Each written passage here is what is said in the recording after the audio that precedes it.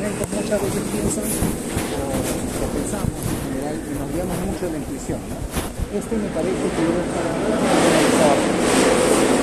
Este me parece que es un paciente que tiene enfermedad coronaria.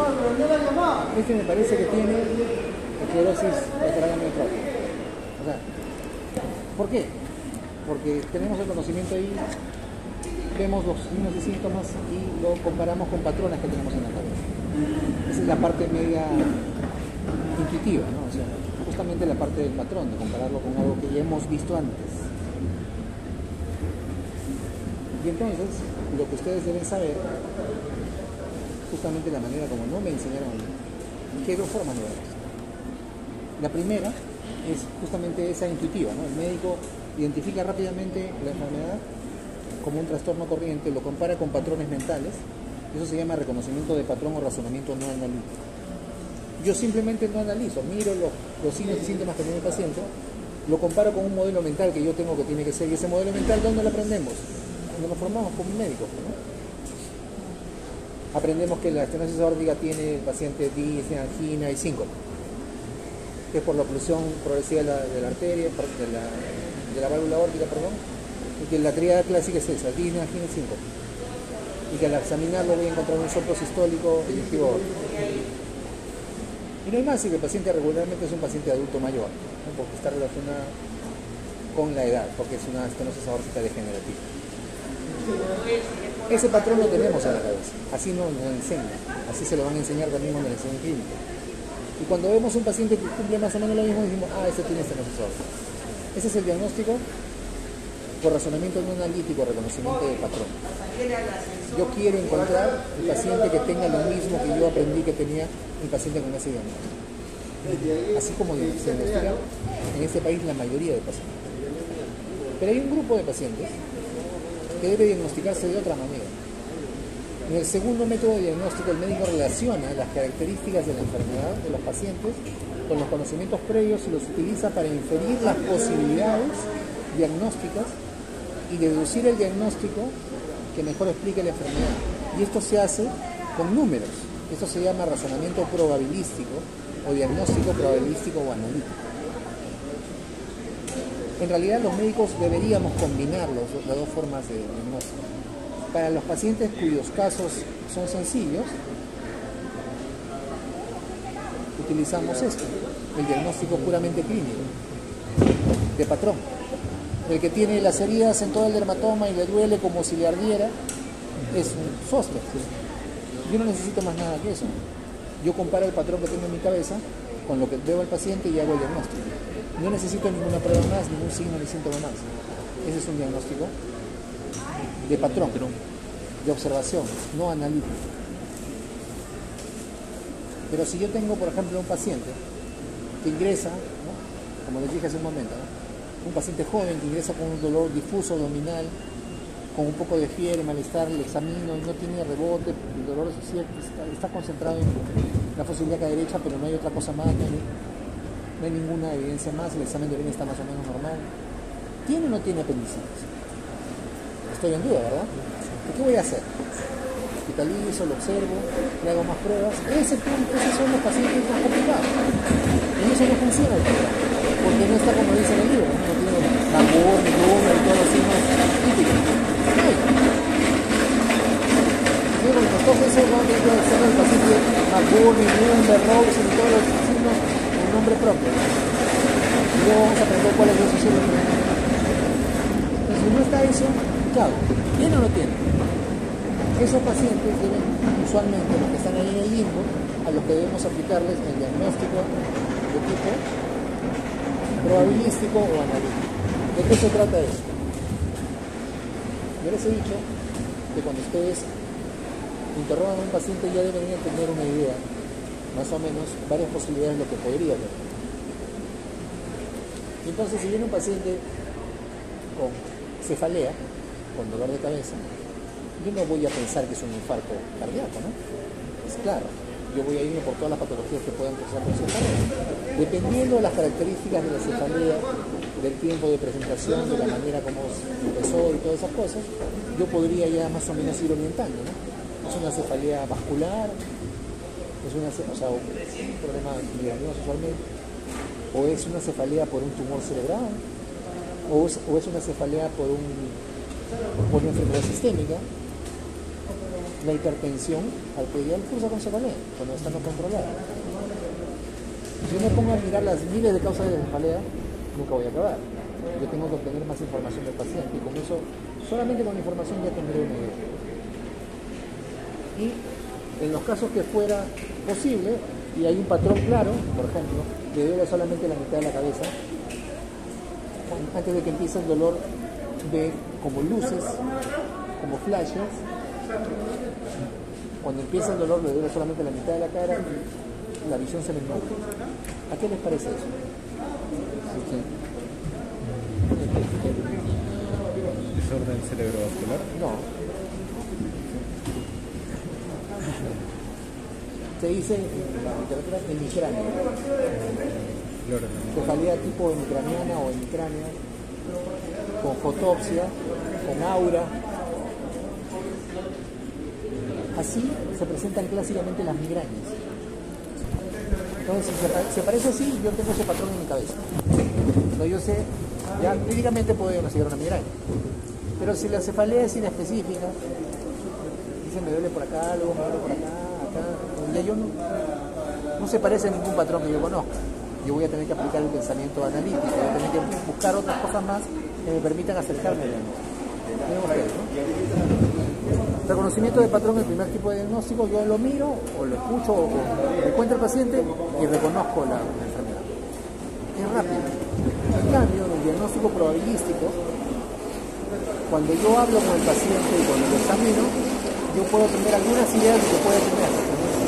Esas ideas generan diagnósticos diferenciales.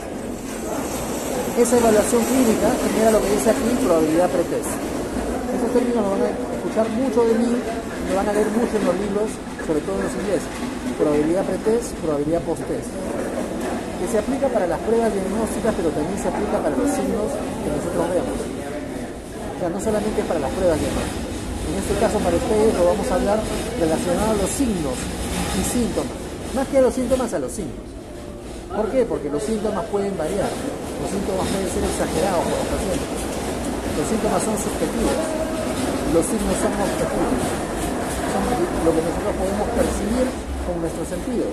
Lo palpo, lo escucho, lo percuto o lo oculto, ¿no?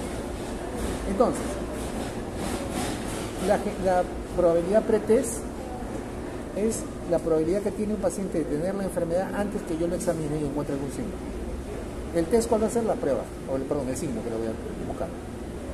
Cuando yo voy y lo examino y le encuentro el signo, si el signo es positivo, se llama probabilidad post-test positiva. O sea, la probabilidad de que tenga la enfermedad si el signo es positivo. Y si no aparece el signo, se llama probabilidad post-test negativa. O post-signo. En general se llama post-test, ¿no? ¿Por qué? Porque esto se ha trabajado, este concepto se ha trabajado más para pruebas de herramientas diagnósticas, o sea, exámenes auxiliares. Pero el mismo razonamiento se aplica para signos clínicos. ¿Okay? Entonces, ¿qué es lo que uno hace? Uno le pregunta al paciente y tiene en su cabeza una idea de cuáles son las enfermedades que tiene. Luego le busca un signo clínico. Si ese signo aparece, entonces yo tengo una probabilidad post-test con el signo positivo. Si no aparece, tengo una probabilidad post-test negativa. Entonces,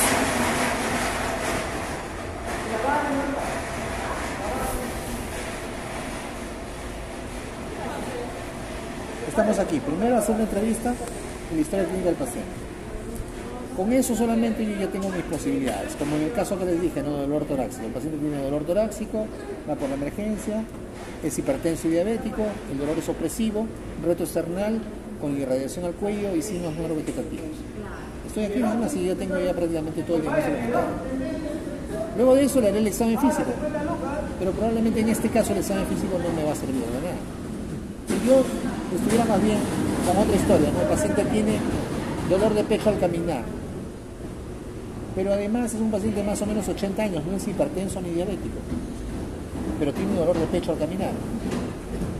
Además, se queja de que ha estado con mareos y que una vez casi perdió el conocimiento cuando estaba caminando. Y que también cuando camina a medianos esfuerzos le falta un poco el aire.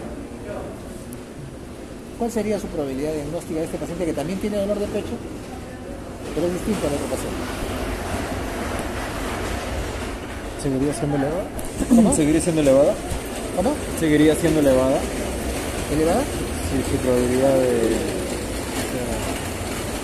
El caso que les conté primero es distinto, ¿no? O sea, un paciente de 65 años, hipertenso diabético, que viene con dolor opresivo retroesternal, que hace media hora no le calma, que se irradia el cuello y viene diaforético. Este paciente no, este es un paciente de 80 años que viene tranquilo a la consulta, no viene por emergencia, pero le relata que cuando camina una distancia de 500 metros más o menos, siente dolor opresivo en el pecho, además siente falta de aire y algunas veces durante algunas caminatas ha sentido que ha estado a punto de desmayarse. Esa es otra historia, ¿verdad?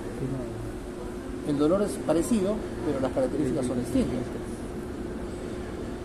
¿Cuál sería su probabilidad diagnóstica? ¿Han leído de algún caso similar? ¿Han visto a algún paciente de esa manera? ¿Les han contado o les han comentado? Esa es la triada clásica que describen los libros de estenosis aórtica. Disney, o mejor dicho, en el orden que debe ser. Síncope, angina y Disney. ¿No? Es más, en los libros clásicos le van a decir que dependiendo de la aparición de los síntomas, el paciente tiene más o menos tiempo de vida. Así es, eso dicen los libros clásicos. Esa es la triada clásica de estenosis aórtica. ¿Y qué es lo que tengo que hacer yo luego de hacer la entrevista al paciente? Tengo que ir a buscar qué cosa.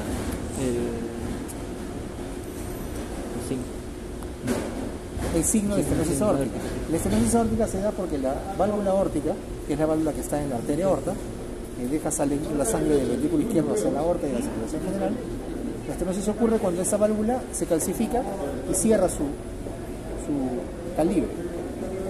Entonces, eso se traduce clínicamente en qué? En un... ¿Cómo lo escucho? ¿Cómo se llama ese ruido que hace una válvula o cualquier cavidad cuando el flujo, que es un flujo laminar, se transforma en flujo turbulento? ¿Tercer ruido? No, soplo, un soplo. El soplo es la traducción acústica del cambio de flujo laminar, que es el flujo normal de la sangre, en el flujo turbulento. Eso deben haberlo visto en el curso de física. La física sirve para cardiología. En cardiología van a haber flujos, van a haber presiones, todo es física pura. Ese es otro problema. La formación en ciencias básicas en medicina en nuestro país es pobre. Es pobre. Y por eso cuando llegamos a clínicas no entendemos y no nos damos cuenta de que todo tiene relación con las ciencias básicas. Cardiología es fisiología aplicada, pero es fisiología con base en la física. El soplo se da porque el flujo laminar, está incluso en los libros de física, está graficado como, de esta manera, ¿no? Esta onda laminar, ¿no? Donde la mayor velocidad es lo que va al medio y las velocidades marginales son menores, ¿no? El flujo laminar se transforma en flujo turbulento. ¿Por qué? Porque el diámetro del vaso cambia. Este es el diámetro normal, en este caso de la aorta, de la válvula aórtica, de lo que era así, no, de lo que era 3 centímetros cuadrados se transforma en menos de 1 centímetro cuadrado. ¿Y qué pasa? El flujo laminar al pasar por esa obstrucción cambia de flujo laminar a flujo turbulento y eso produce un ruido distinto. Ese ruido se llama soplo. ¿Ok? Entonces, yo ahora que el paciente viene con el cuadro clínico, yo voy y le busco el soplo. Entonces, solamente con el cuadro clínico, el paciente tiene una probabilidad pretest de tener la estenosis aórtica. Eso se llama probabilidad pretest. La probabilidad que el paciente tenga el diagnóstico antes de que yo lo examine. ¿Ok? ¿Me entienden? Si no me entienden, díganme. ¿Está bien? ¿Está claro de él? Ya. Antes de que yo lo examine, el paciente tiene una probabilidad de tener la enfermedad solamente habiéndolo interrogado. Si yo conozco el cuadro clínico, habiéndolo interrogado, escuchado todo lo que me ha contado, yo tengo una idea, en mi cabeza, una idea de cuáles son las probabilidades de diagnóstico. 1, 2, 3. La primera en este caso sería el estenosis aórtica. Entonces agarro y voy a buscar el signo de estenosis aórtica, que es el soplo. La probabilidad en mi cabeza que tenga la estenosis aórtica solamente con historia clínica, eso se llama probabilidad precoz. ¿Okay? Luego, al llevar a cabo el examen físico, tengo dos opciones: que tenga el soplo o que no lo tenga. Entonces, si tiene el soplo, es probabilidad post-test positiva. Si no tiene el soplo, es probabilidad post-test negativa. ¿Ok? Entonces, cuando hacemos diagnóstico probabilístico, vamos aplicando evaluaciones para encontrar signos o vamos aplicando exámenes auxiliares para poder aumentar mi probabilidad de que tenga la enfermedad o disminuir mi probabilidad de que tenga la enfermedad, para confirmar o descartar el diagnóstico. Porque al final eso es lo que quiero, ¿no? Confirmar el diagnóstico para darle tratamiento o descartar de plano el diagnóstico para buscar y pensar en otro. De eso se trata. Entonces, el diagnóstico probabilístico se basa en lo que se conoce como teorema de Bayes. Eso uno tiene que aprenderlo solamente para que lo sepan, ¿no? La selección, esto es lo más importante de esta diapositiva, la selección más inteligente de los diagnósticos diferenciales debe tener en cuenta consideraciones probabilísticas. ¿Qué significa esto? Que mi primer diagnóstico tiene que ser el más probable. Han escuchado ustedes seguramente esa frase que dice: cuando ustedes escuchen que cascos trotan, lo primero que voy a pensar en qué cosa es. Si yo escucho el sonido de cascos trotando, primero pienso en caballos, ¿no? No voy a pensar en cebras, no voy a pensar en camellos. ¿Qué pienso primero? Caballos. Eso es lo más probable. La mayor parte de veces el diagnóstico más probable es el que ocurre. Entonces, esa es la consideración probabilística. Cuando yo tengo varias posibilidades, lo primero para mí debe ser lo más probable, mi primera posibilidad de diagnóstico. Es importante que yo tenga en cuenta consideraciones pronósticas. Es importante para mí determinar cuáles son los diagnósticos más graves. ¿Okay? ¿Por qué? Porque los diagnósticos más graves significan o requieren una actuación más rápida. Si yo me demoro mucho tiempo en el diagnóstico, en detectarlo, probablemente el paciente termine con un daño grave a la salud o en todos los casos se muera. Y ahorita acabamos con este diapositiva. Entonces, yo debo pensar en el diagnóstico más probable, pensar en los diagnósticos más graves para rápidamente descartarlos. Y finalmente, en los diagnósticos prácticos, los que sean más rápidos, voy a diagnosticar con el uso de los medios que yo tengo. Si viene un paciente, por ejemplo,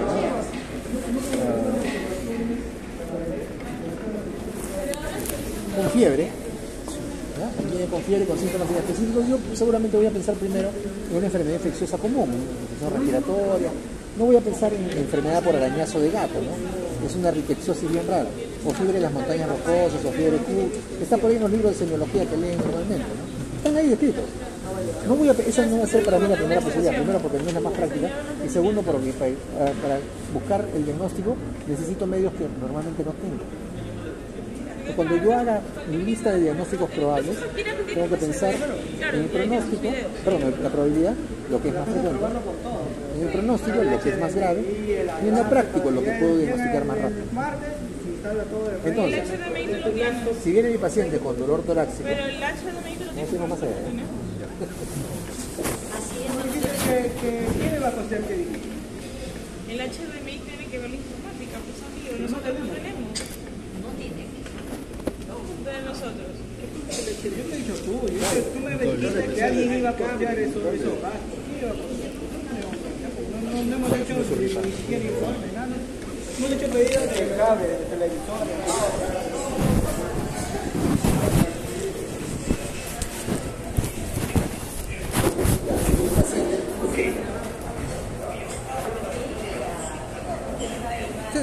Yo esto para.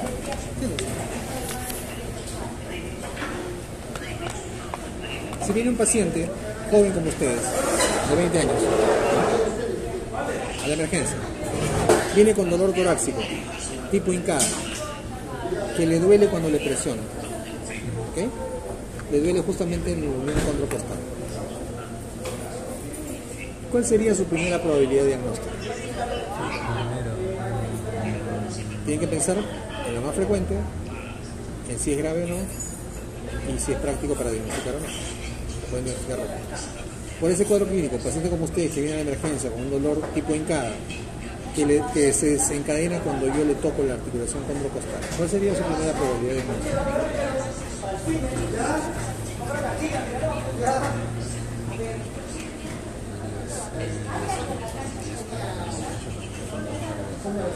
Y no tiene ningún antecedente, ¿no? Como regularmente tiene antecedentes. Cardiopatia isquémica.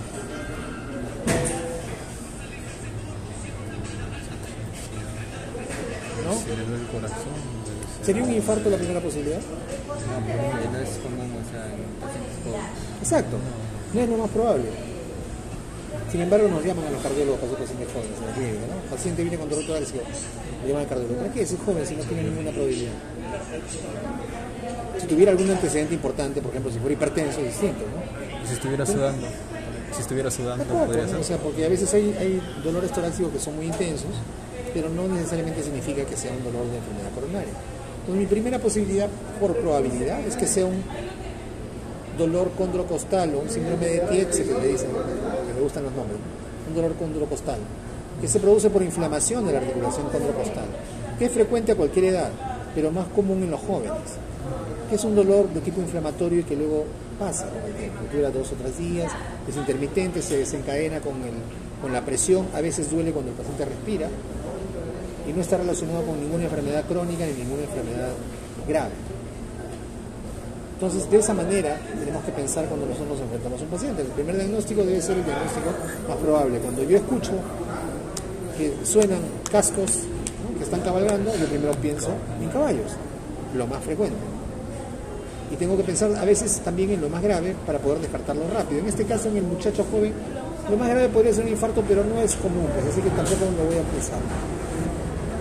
En el paciente que viene de 80 años con dolor torácico tipo opresivo que se desencadena de esfuerzo, que además tiene un poco de presíncope y tiene disnea, aparte de estenosis aórtica, que para mí es la primera posibilidad por el cuadro clínico y por la epidemiología, ¿qué más podría pensar? ¿Es grave también? Sí.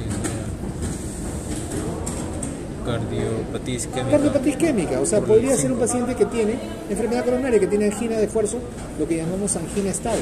O sea, que cuando camina le duele, cuando se para le calma. Que es distinto a un síndrome coronario agudo. Son dos formas de presentación de la cardiopatía isquémica. El paciente con enfermedad coronaria crónica, el paciente que camina 200 metros y le duele el pecho, se sienta, le pasa el dolor o toma un nitrato sublingual y le calma el dolor. La fisiopatología es que la obstrucción progresiva de la arteria por las placas de colesterol va produciendo la disminución de flujo sanguíneo a las arterias coronarias, a los territorios que irrigan las arterias coronarias. Llegado a cierto punto, las células musculares desprenden o sueltan sustancias que producen dolor. Eso es la angina. La angina se produce por disminución del flujo de sangre en las arterias coronarias, las arterias que irrigan los territorios del corazón. El paciente se va tapando poco a poco, progresivamente va a ir sintiendo angina, primero a grandes esfuerzos, después a medianos esfuerzos y después a pequeños esfuerzos. Es distinto a la fisiopatología del síndrome coronario agudo. En el síndrome coronario agudo, un paciente que probablemente nunca haya tenido angina, una placa moderada que no produce ni siquiera obstrucción severa se rompe, y en el lugar donde se rompe se tapa la arteria, y eso produce dolor agudo. El paciente que de 65 años, que venía de emergencia hace un momento que les dije, ese tiene un síndrome coronario agudo. El otro que le estoy hablando ahora, que tiene dolor así, que le duele cuando camina, podría ser una estenosis aórtica, pero podría ser también enfermedad coronaria. Mi primera posibilidad es estenosis aórtica. La segunda posibilidad, por gravedad, enfermedad coronaria crónica. Entonces, se dan cuenta y ponemos en práctica las consideraciones probabilísticas y de riesgo, de gravedad. ¿Puedo diagnosticarlo rápidamente? Sí, le haré un electrocardiograma y si no está clara la cosa, tendré que hacerle otras pruebas para diagnosticar enfermedad coronaria crónica. Entonces, de esa manera, debemos tener siempre en cuenta. Debemos buscar el diagnóstico más probable, debe estar en la lista, primero en la lista, y si aplica al cuadro clínico del paciente, deberemos buscar también el diagnóstico que tiene la enfermedad más grave, porque esa deberíamos descartarla rápido, porque si tienes enfermedad grave, tenemos que actuar rápidamente. ¿Ok? Bueno, vamos a dejarlo ahí, son 11:45, ya estarán cansados. Doctor, nos mencionó que nos iba a hacer firmar algo. Ah, sí, sí. El problema es que no tengo cómo imprimirlo porque nosotros estamos ocupados todavía. A ver, vamos a ver si está libre la computadora. Si está libre la computadora, lo hago una vez ahí. Y no también de paso ya recogen sus cosas. Ya. Vamos. En este tiempo, si quieren, ustedes pueden subir a buscar una vez su paciente. Si quieren, pueden hacer el primer contacto. Mañana vienen a las 8 de la mañana. Les paso la asistencia y para que no se vayan a pasar. Mañana ya debemos venir sabiendo qué es lo que buscamos para hacer nuestra historia clínica. Por eso, ahora que regresan, vayan de una vez a buscar quién va a ser su paciente. A ver. Usted nos va a dar la hoja de la historia clínica porque creo que se tiene que ser con base en la historia clínica del 2 de mayo, si no me equivoco. Así nos mencionaron. Ah. No voy a estar como si todo el brazo. ¿Así les he dicho? Sí, así nos dijeron. ¿Quién le dijo, doctor?